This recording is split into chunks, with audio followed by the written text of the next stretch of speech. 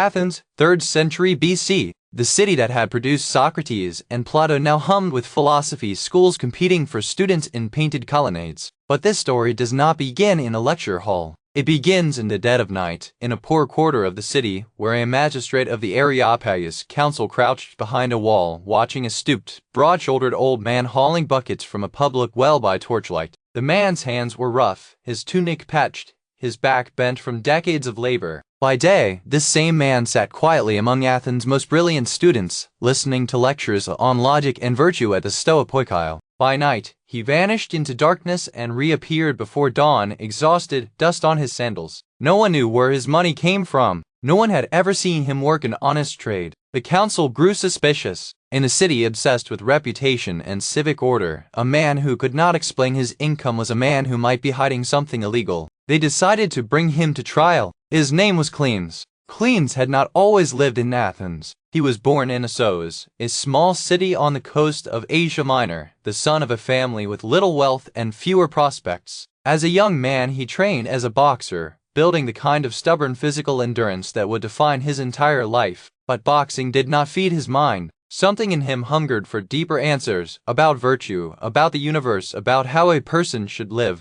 So he did what many restless young men of his era did. He sailed to Athens, the intellectual capital of the ancient world, arriving with almost nothing. Ancient sources say he came with only 4 drachmas to his name, barely enough to survive a week, let alone build a life. He had no family connections, no patron, no trade guild to welcome him. What he had was a fierce curiosity and a body conditioned by years of physical struggle. In Athens, he found his way to the teachings of Zeno of Citium, the founder of a new philosophy being whispered about in the marketplace, a philosophy called Stoicism, which taught that virtue alone was sufficient for a good life, regardless of circumstance. Zeno's teaching offered no comfort of wealth or status. It demanded that a person master their own mind, live according to reason, and treat external hardship as irrelevant to inner virtue. For Cleanthes, penniless and far from home, this was not an abstract philosophy, it was survival. He attended Zeno's lectures during the day, sitting among younger, wealthier students who mocked his slowness. He was not quick-witted like some of his peers. He struggled to grasp arguments that others absorbed instantly, but he possessed something rarer than quickness, relentless persistence. Ancient writers later said that what Cleanthes lacked in speed, he made up for in endurance, that he was like water dripping on stone,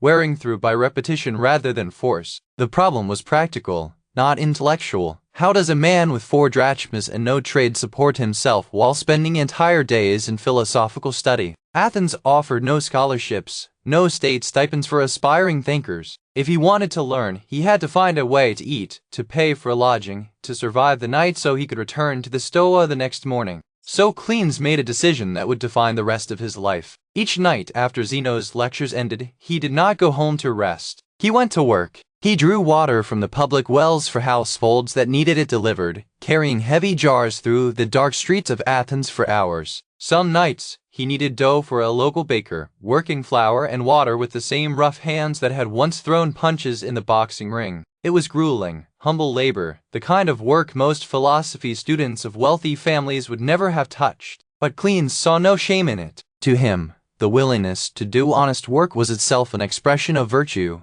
no different in principle from studying logic or ethics. By the time the sun rose, he had earned just enough to survive another day, and he would appear at the Stoa, tired but present, ready to listen and learn alongside men who had never known a night of manual labor in their lives. This double life, philosopher by day, laborer by night, continued for years, hidden from most of Athens. Naturally, people began to talk. How was it that this poor foreigner, who showed up daily among philosophy students with no visible occupation, always seemed to have enough money to eat and pay rent? Athens was a city where reputation could be destroyed by rumor, and soon whispers turned into accusations. Some called him lazy, living off the charity of others. Others suggested something darker, that his mysterious income came from criminal activity, perhaps theft or fraud. His fellow students, some of whom resented his persistence despite his slowness, began mocking him with a cruel nickname, Freer, meaning the well, a jab at both his humble water-carrying work and, some say, at how slowly ideas seemed to sink into him, like water dripping into a deep well. The mockery deepened. Eventually, the suspicion grew serious enough that the Areopagus, the ancient council that handled matters of civic order and morality in Athens, summoned Cleanthes to answer formally for how a man with no known trade managed to support himself. In Athenian law, a man who could not explain his livelihood could be charged as a vagrant or worse, a serious social crime. The trial took place before the Areopagus Council, seated on a rocky hill overlooking Athens, a place associated with the city's oldest and most serious judgments. Cleanthes stood before them, an old man by then, his hands still calloused from labor, his tunic still worn thin. The council demanded an explanation. Where did his money come from? How did he live while spending his days idle in philosophical discussion? Cleanthes did not argue abstractly. He did not quote philosophy or appeal to Zeno's teachings. Instead, he simply told the truth and called his witnesses. He summoned the baker for whom he kneaded dough through the night, and the gardener who employed him to draw and carry water. Both men stood before the council and confirmed it.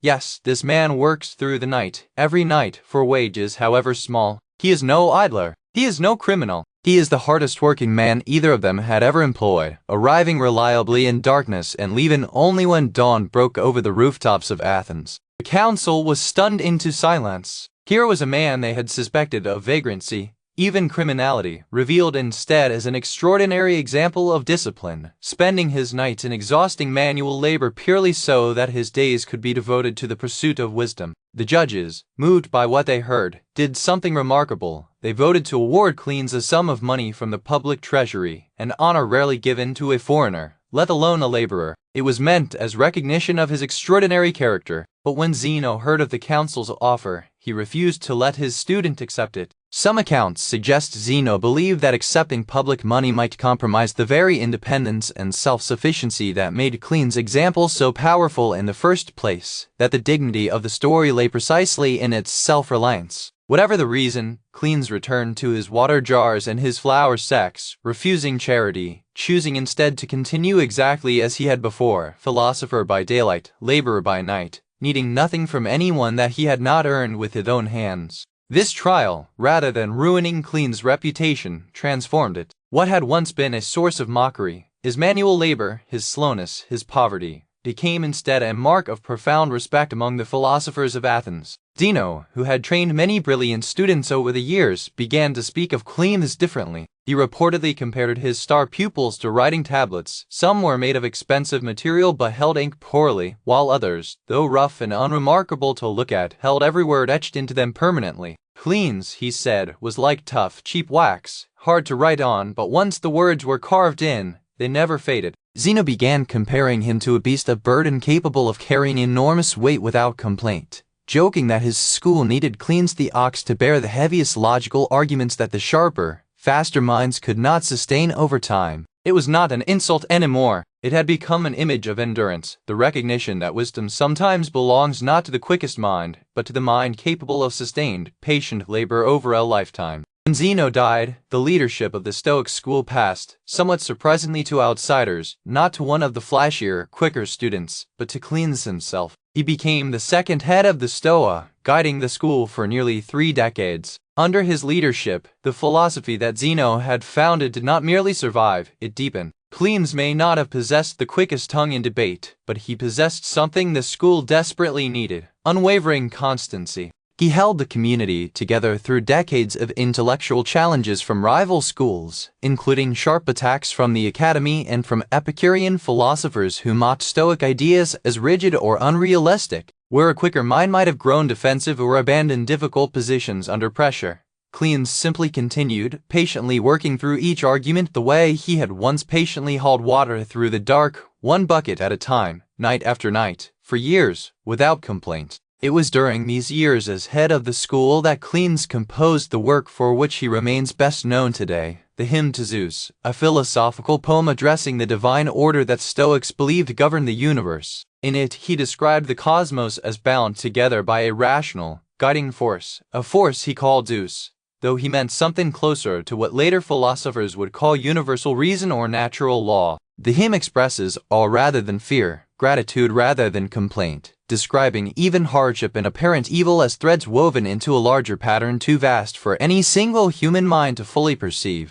Scholars have long noted a striking connection between this poem and the life of the man who wrote it. Only someone who had spent countless nights in darkness, hauling water for strangers, kneading dough for a baker who barely knew his name, could write with such conviction that hardship itself might be woven into a meaningful order. That struggle was not evidence of a broken world, but evidence of one's role within it. Cleanthes lived to a remarkable old age, reportedly close to 100 years, an extraordinary lifespan for the ancient world. But the final chapter of his life reveals as much about his philosophy as anything he wrote. In his final years, he developed a painful gum ailment. His doctor prescribed a strict 2-day fast to treat the infection, warning him to eat nothing until it healed. Cleanthes, disciplined as ever, obeyed completely. But something unexpected happened during those 2 days of fasting. Ancient sources say he found the experience oddly peaceful, that having gone so far already toward the edge of life, he felt strangely close to something he had spent decades contemplating, death, understood not as tragedy, but as a natural transition, no more frightening than sleep. When the 2 days ended and his doctor cleared him to eat again, Cleanthes made a startling decision. He told his students he had already come this far, and he saw no reason to turn back now.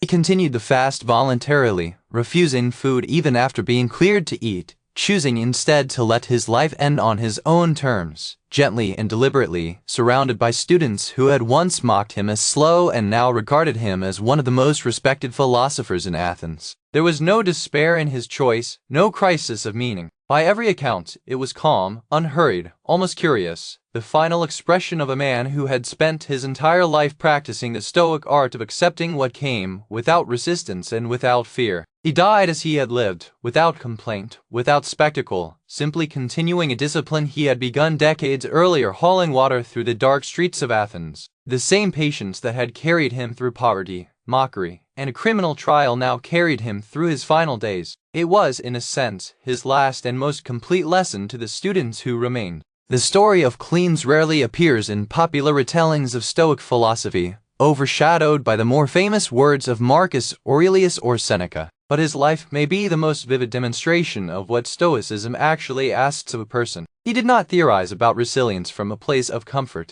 He built resilience one water jar, one loaf of dough, one night shift at a time, for years, without recognition, while enduring the mockery of people who assumed his slowness meant he had nothing valuable to offer. His trial before the Areopagus stands as one of philosophy's strangest ironies. A council trying to expose a criminal instead uncovered one of the most disciplined and honest men in the city, a man whose only crime was working too hard, too quietly, to explain himself to anyone. His endurance became his philosophy, long before he ever wrote a single line of it down. Today, most of us will never be dragged before a council to explain our income, and few of us will spend our nights drawing water from a well. But the core of Cleanthes' example remains entirely usable. If there is something you want to master, a skill, a discipline, a piece of wisdom, and you feel you are too slow, too ordinary, too unremarkable to reach it, remember that Cleanthes never once relied on talent to justify his place among philosophers. He relied on showing up,